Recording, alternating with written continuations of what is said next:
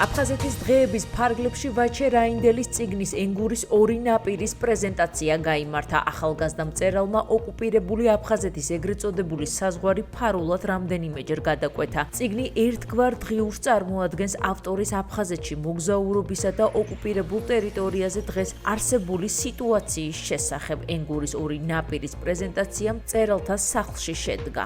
ეს იყო ჩემი მიზანი იყო აფხაზეთის, ასე ვთქვათ, ერთიანი სურათის გაკეთება, როგორც ფოტომასალებით, ისე ჩემი წიგნით. ამ წიგნი მოიცავს ჩემს მოგზაურობას აფხაზეთში, ანუ ორჯერ ფარულად გადასვლის შედეგად შეიქმნა განსაცდელები, თავგადასავლები, ქართულ-აფხაზურ კონფლიქტის შესახებ საუბრები, ძიებები. რამდენიმე წლის წინ აღმოვაჩინე ვაჩე რაინდელი, იგივე ილია ჭკატუა Facebook-ით და მისი საოცარი ისტორიები კიდევ ტელევიზიით გავიგე, როცა ის გადავიდა ჩუმად აფხაზეთში, ეს ყველამ იცით, რომ ძალიან სარისკო საქმეა და როგორ თქვა, ის საშვილიშვილო საქმე გააკეთა იმითი, რომ ის აფხაზეთი, რომელიც ჩვენ დღეს მიუწვდომლად და შორეულად მიგვაჩნია, ახლობელი გახადა ჩვენთვის. მე როგორც მასწავლებელი ვაპირებ მარნეულში მივიწვიო ბიბლიოთეკაში და გავაკეთო საღამო ვაჩე რაინდელის შემოქმედებისა.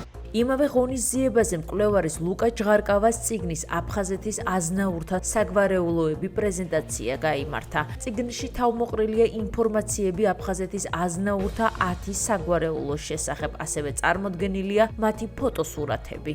ეს ნაშრომი გახლავთ ისტორიულ სამეცნიერო ჟანრში და მოიცავს გამოჩენილ მარღანიათა, ლაკირბაიათა, ზვანბაიათა და ამ საგვარეულოს წარმომადგენელთა ბიოგრაფიული დეტალები. წიგნი არის საკმაოდ დასურათებული და ამ წიგნის, ასე ვთქვათ, ღირსების ასამაღლებლად ისიც უნდა აღინიშნოს, რომ ბევრი რამე პირველად ქვეყნდება საერთოდ. წიგნში გარჩეულია 10 სააზნაურო გვარი, ანუ ის გვარები, რომლებიც ძირითადად გავრცელებულია აფხაზეთის ტერიტორიაზე. ძალიან დიდარია საარქივო მასალებით, იმიტომ რომ ავტორი ხანგრძლივად მუშაობდა არქივებში.